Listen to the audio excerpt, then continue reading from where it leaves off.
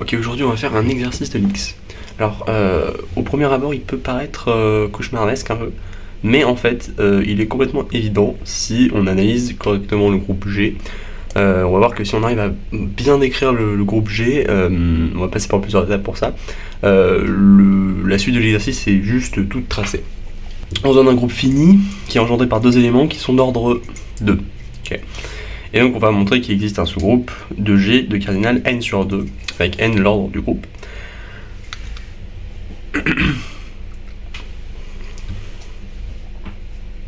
Alors, comme je disais,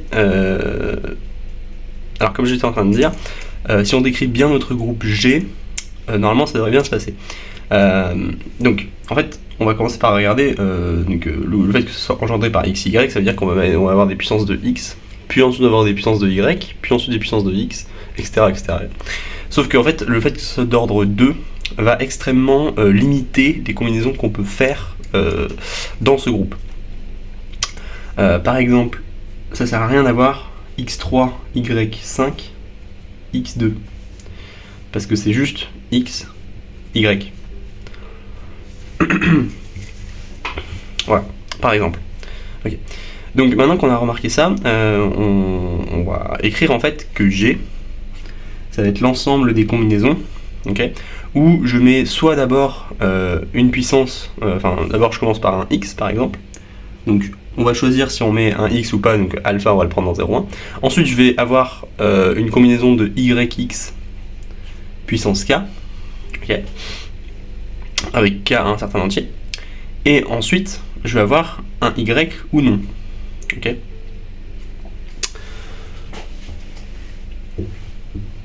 Donc là on se dit on a bien écrit notre groupe, on va prendre k dans 0 n-1 et on va prendre alpha bêta dans 0 1. Okay. Ça c'est la première approche qu'on pourrait prendre de G en l'écrivant comme ça. Ok, le problème c'est qu'en fait là on a un peu trop écrit. On peut faire plus simple. On peut faire plus simple parce que on se dit que au pire on peut plutôt écrire des puissances de yx ou alors des puissances de xy. Comme ça j'ai pas besoin de mettre un choix au début. Donc je vais plutôt mettre yx puissance k, y puissance bêta. Ou alors je vais prendre xy puissance k et x puissance bêta. Okay. À comprendre comme, donc avec k et bêta exactement pareil, à comprendre comme une union de deux ensembles, ok, parce que là, bon, la virgule, on ne sait pas trop ce que ça veut dire, mais voilà. Ok, ça serait une première approche. On serait tenté du coup de prendre, par exemple, je sais pas, moi on veut h qui est un sous-groupe de cardinal n sur 2, donc on serait tenté de prendre l'un ou l'autre. Le problème c'est que ça va pas forcément faire un sous-groupe.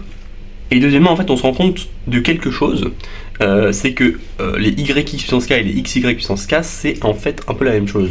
Parce que x-1, enfin xy-1, c'est y-1, x-1, et comme xy sont d'ordre 2, ça fait yx. Donc en fait, xy et yx sont l'inverse l'un de l'autre. Donc en fait, ça, ce xy puissance k, je peux le réécrire comme un yx puissance n-k. De vérifier parce que yx puissance n ça fait du coup e et yx puissance moins k ça fait xy puissance k.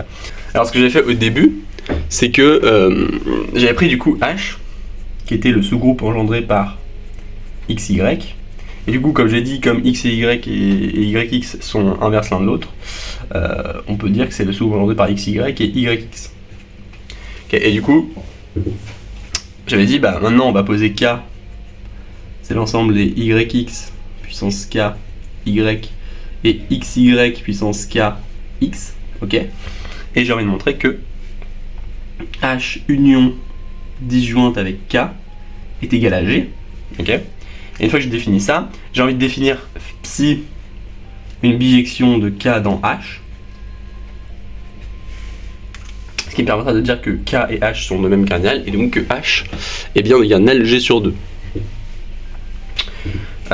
Ok, mais le problème c'est que pour définir psi, j'avais défini en gros si c'est un élément comme ça, tu enlèves le y, et si c'est un élément comme ça, tu enlèves le x. Donc, psi qui ici c'est yx puissance k, y ça associe yx puissance k, et xy puissance k,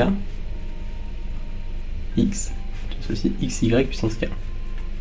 Le problème avec cette définition, c'est qu'il fallait vérifier que ces deux partitions étaient bien, ces deux ensembles étaient bien disjoints, pour être sûr d'avoir défini une seule fois chaque élément, et ensuite du coup comme ça forme une partition de K, j'ai défini sur chaque partie, donc j'ai défini sur K entièrement.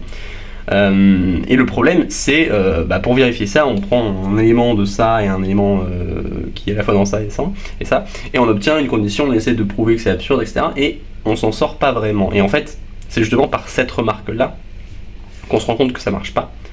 C'est parce que, en fait, cet ensemble et cet ensemble, c'est le même. Et ça vient de notre description de G qui est pas suffisante. Et pour réécrire G autrement, on va pouvoir l'écrire comme xy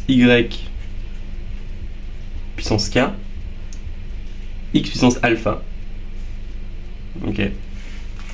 Pour la raison que j'ai dit tout à l'heure, qui est que si je veux une suite, par exemple yx, je dis ok, yx comme ça là, comment je vais pouvoir l'atteindre? Alors là comme ça on se dit non, il manque un y au début, ou alors il manque un y à la fin. Mais en fait non, parce que je rappelle que xy puissance k c'est aussi les yx puissance k. Donc il suffit juste d'écrire yx 3 fois et de rajouter un x à la fin. Et donc je vais obtenir yx fois x, ça fait juste y. Voilà. Donc ici on a correctement écrit tout notre groupe G, alors on va pouvoir le prouver. Il y a une première inclusion qui est vraie, et la deuxième, en fait, il suffit juste, si on a prouvé par exemple que G est égal à ça, il suffit juste de prouver que cet ensemble est bien inclus dans cet ensemble. Donc si on le fait, donc si on prend un élément ici, c'est évident que c'est vrai, et si on prend un élément ici, yx puissance k, y puissance bêta, comme je disais, si si le bêta égale à 0, ça veut dire qu'on a juste à prendre k est égal à n-k et ça marche. Si on a y à la fin, il suffit juste de prendre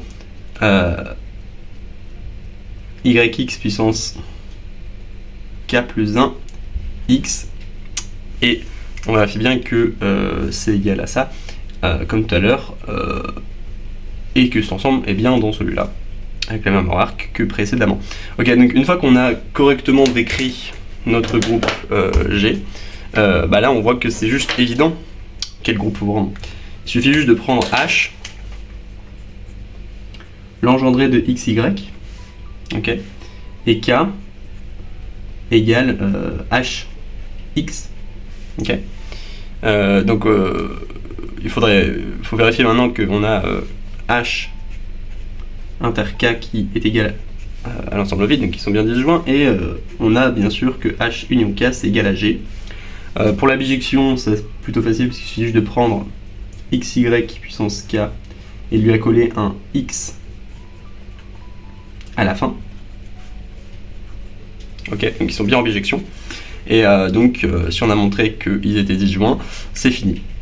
Alors pour vérifier qu'ils sont disjoints, on va supposer par l'absurde qu'on ait xy puissance k fois x qui est égal à xy puissance l. Ok, on va obtenir que xy puissance l' est égal à x. Ok, ce qu'on peut réécrire comme xy est égal à x. Si je simplifie les x de chaque côté, j'obtiens yxy est égal à e. Ok. Et ensuite, je peux multiplier par y de chaque côté de l'équation. Donc en multipliant par y ici, j'obtiens e, y ici, j'obtiens e, et de l'autre côté, j'obtiens y carré qui fait aussi e. Et donc là, j'obtiens une forme récursive, xy jusqu'à x, donc cette fois-ci, c'est les x qui sont sur les bords. Je peux réitérer en multipliant par x des deux côtés, j'obtiendrai la même chose. Et si par exemple à la base j'avais x, y, xy qui est égal à x, avec la technique de simplification, on trouve au final que y égale à e, ou, suivant la parité, que x est égal à e, et dans tous les cas, c'est absurde.